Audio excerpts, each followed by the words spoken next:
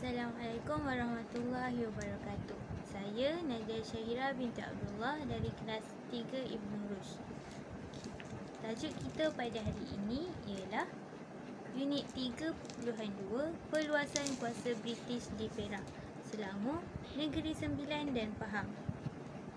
Umum tahu, negeri-negeri Melayu kaya dengan biji timah yang mendorong kuasa-kuasa luar untuk menakluki negeri-negeri Melayu. Kita tengok strategi British meluaskan kuasa di negeri-negeri Melayu. British melaksanakan taktik manipulasi, desakan dan ugutan serta mengadakan perjanjian dengan pemerintah tempatan untuk meletakkan negeri Melayu tersebut di bawah pengaruh British. Okey, kita tengok yang pertama iaitu strategi manipulasi. Suasana yang tidak stabil dan kekacauan yang berlaku di Perak, Selangor dan Negeri Sembilan membuka peluang kepada British untuk melaksanakan strategi manipulasi di negeri Melayu tersebut. British memberikan bantuan kepada pihak yang berkepentingan untuk membolehkan British meluaskan pengaruhnya di negeri Melayu tersebut. Kita tengok manipulasi British di Perak.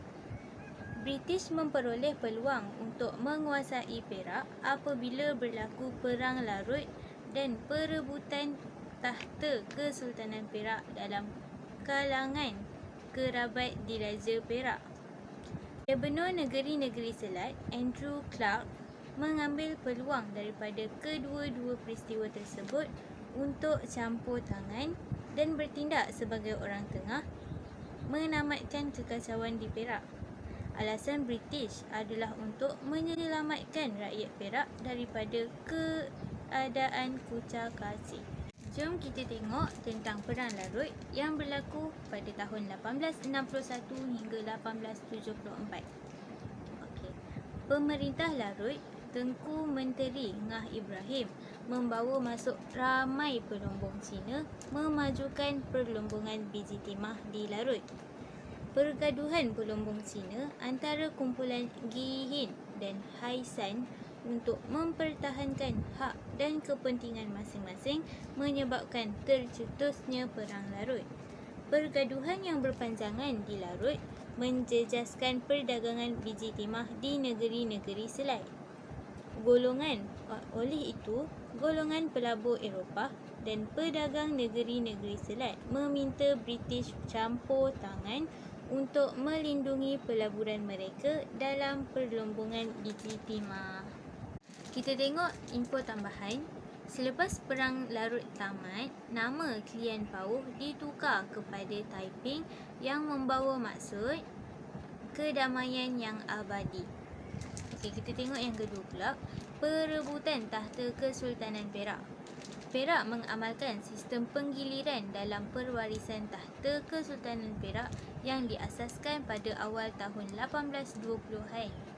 Mengikut sistem ini, bakal raja perlu melalui 3 jawatan iaitu Raja Dihilir, Raja Bendahara dan Raja Muda sebelum berhak ditabalkan sebagai sultan. Pada akhir abad ke-19, berlaku krisis dalam kalangan kerabat diraja Perak berkaitan sistem perwarisan tahta dalam Kesultanan Perak. Pertabalan Sultan Ismail.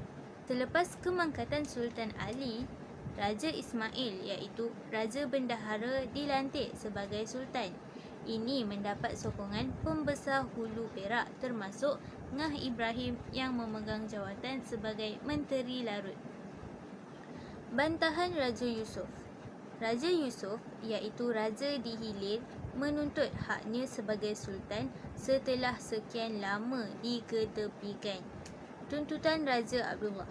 Raja Abdullah iaitu Raja Muda tidak ditabalkan sebagai sultan kerana tidak hadir ke upacara pemakaman Sultan Ali walaupun dijemput.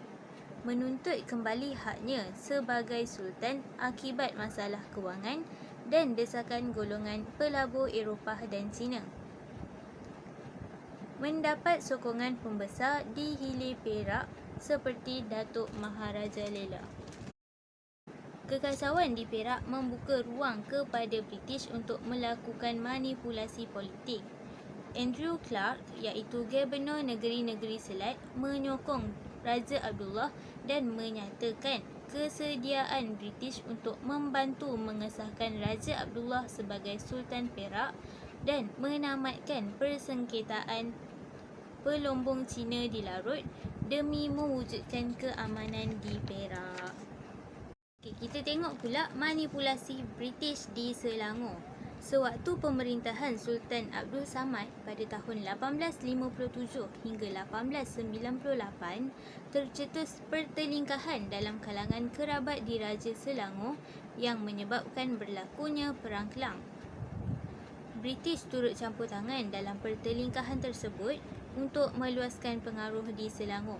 Okey, kita tengok pihak yang terlibat dalam Perang Kelang yang berlaku pada tahun 1866 hingga 1874.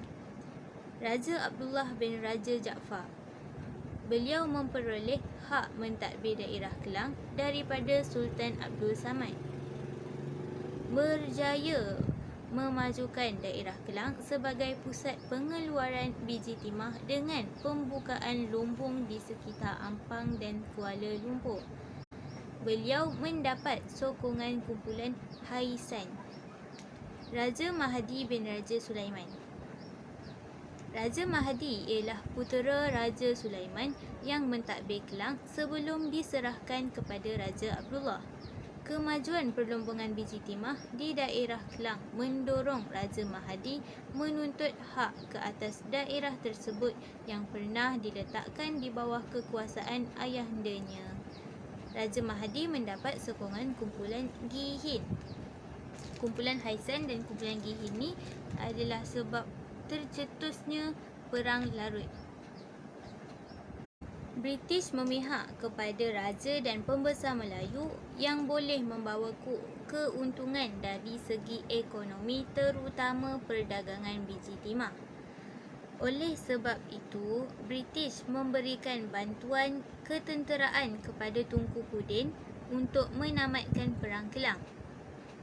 Melalui bantuan tersebut, British mengharapkan Sultan Selangor sedia menerima perlindungan British bagi mewujudkan kestabilan di Selangor. Okey, kita tengok pula manipulasi British di Sungai Ujong Negeri Sembilai. British berpeluang melakukan manipulasi politik di Negeri Sembilan apabila berlaku perbalahan pembesar Melayu di daerah Sungai Ujong yang kaya dengan biji timah. Kita tengok kepentingan Sungai Linggi. Sungai Linggi merupakan laluan penting yang menghubungkan daerah Sungai Ujong dengan kawasan sekitar. Penguasaan ke atas Sungai Linggi membolehkan pembesar mendapat hak memungut cukai terhadap pedagang yang membawa keluar biji timah melalui sungai tersebut untuk dibawa ke Pelabuhan Melaka. Okey, yang terakhir kita tengok persaingan pembesar memungut cukai di Sungai Linggi. Datuk Kelana, Datuk Shah Bandar dan Datuk Muda Linggi saling bersaing untuk mengawal pungutan cukai di Sungai Linggi. Persengketaan Datuk Kelana dan Datuk Shah Bandar dimanipulasi oleh British. Melalui bantuan ketenteraan kepada Datuk Kelana untuk mengalahkan Datuk Shah Bandar, British memperoleh hak memungut cukai di Sungai Linggi. Nama sebenar Datuk Kelana ialah Datuk Syed Abdul Rahman yang memegang jawatan sebagai Pemerintah Sungai Ujong. Perbalahan pembesar di daerah Sungai Ujong dan persaingan untuk menguasai Sungai Linggi menjejaskan kegiatan perdagangan di negeri-negeri Selat. Manipulasi British dalam konflik ini berjaya meletakkan daerah Sungai Ujong yang kaya dengan biji timah di bawah kekuasaan British. Baiklah, itu sahaja daripada saya. Sekian, terima kasih. Assalamualaikum.